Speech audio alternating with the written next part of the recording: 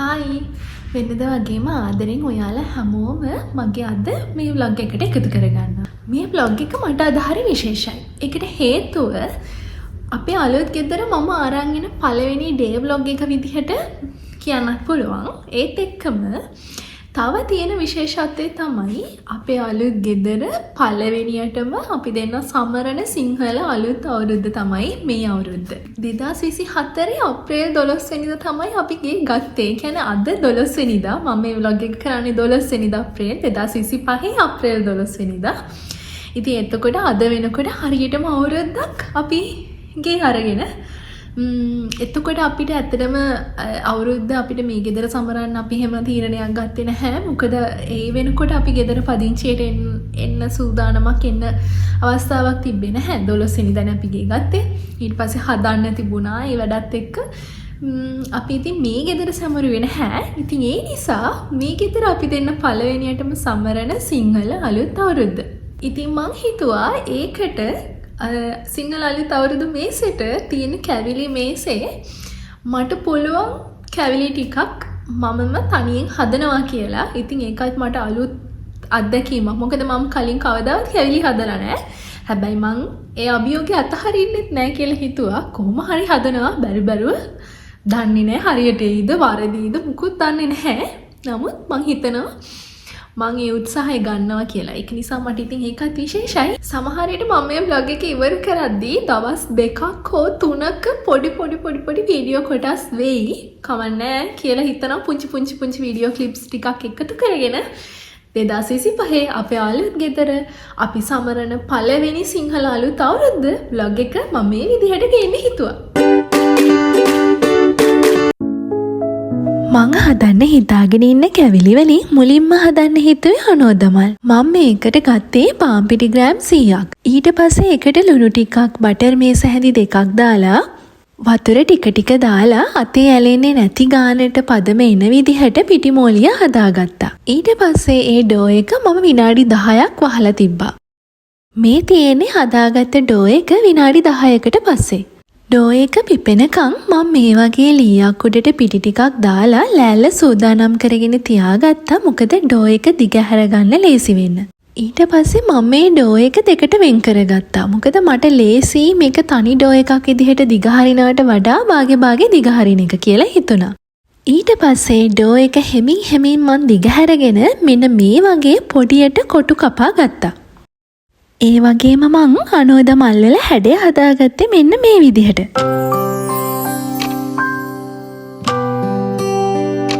ඔක්කොම මල් ටික හදාගෙන ඉවර නිසා දැන් මං හදන්නේ මේ ටික බෙදගන්න.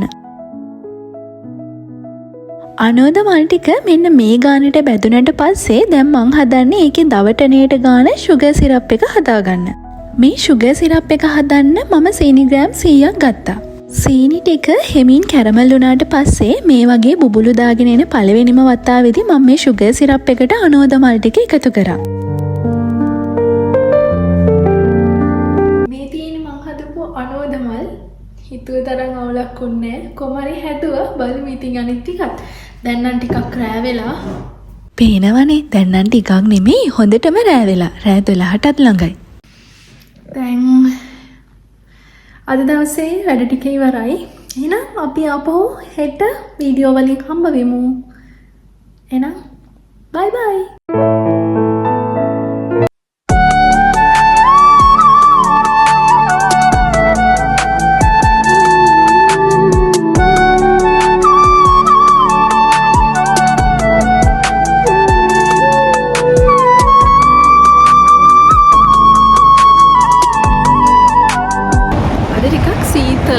එළිය වහිනවා කියලා තියෙන්නේ. සමහරට වහින්න ඉඩ තියෙනවා. කොමාරි අත සීතලයි හුලඟයි එහෙම තමයි අද දවස. මේ දැන් අපේ මේ මෙතන ගේ ඉස්සරහම තියෙන ගහේ චුටි දළු දාගෙන එනවා. සෙල්ල ඉතින් කෝටු ටික විතරයිනේ තිබ්බේ. මේ චුටි දළු දාගෙන එනවා. මේ අනිත් ගස් වල ටිකක් ඇවිල්ලා මේ කොළ පාටයි දළු පිරීලා. අපි යමු එහෙනම් ඇතුළට. අද දවස් ඉතින් වැඩ ගොඩාක් තියෙනවනේ. ඒ ටික ප්ලෑන් කරගෙන තියෙනවා මම. හිමින් ඒ ටිකත් ඉවර කරගන්න ඕනේ අද දවසේ. එහෙනම් අපි ඉවර වලට යමු.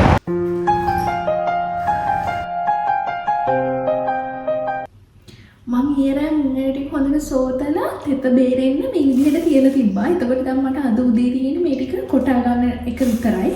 හොඳට දැන් මේක පිරිසුදු වෙලා වේලිලා මේ තෙත අයින්ලා හොඳට තියෙනවා. දැන් අපි මේ ටික කොටා ගමු.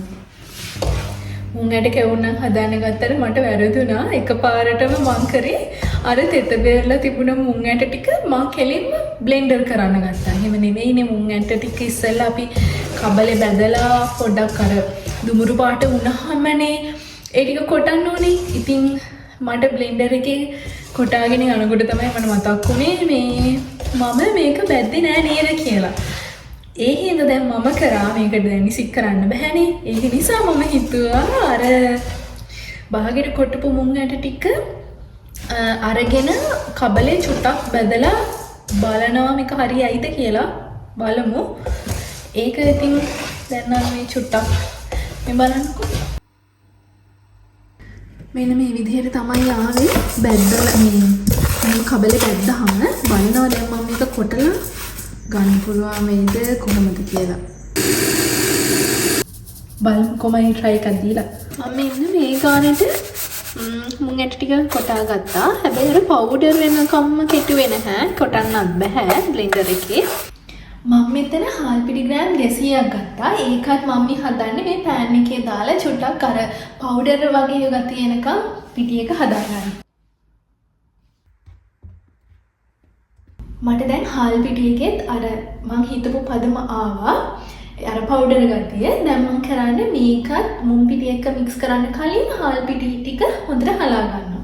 ඊට පස්සේ මම මේකට හොඳට කුඩු කරගත්ත එනසල් වගේම ලුණු ටිකක් එකතු කරගත්තා. දැන් මං මේ හදන්න ගත්තේ කැවුම් වලට ඕනේ පැණි ටික. පැණි ටික හදාගන්න මම මේකට සීනි ග්‍රෑම් 250ක් ගත්තා. මේ පැණි ටික උතුරගෙන ඉන පළවෙනිම වෙලාවේදී මං කරේ කප් එකක් අරගෙන පැණි ටිකක් වෙනම අරන් තියාගත් එක.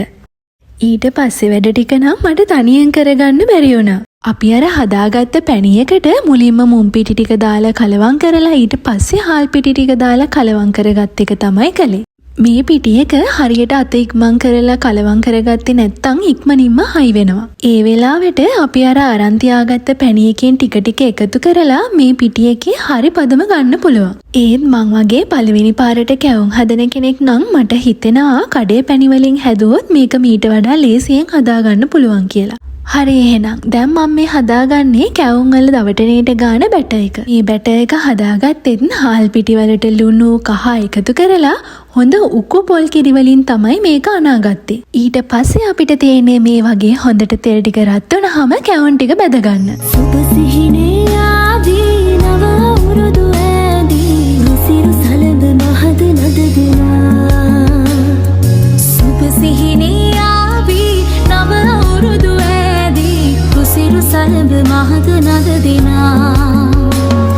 සිනා උදාවේ වසර නිමාවේ කෝල් මලේ අපහාදුර සරහරි දැල්ලේ.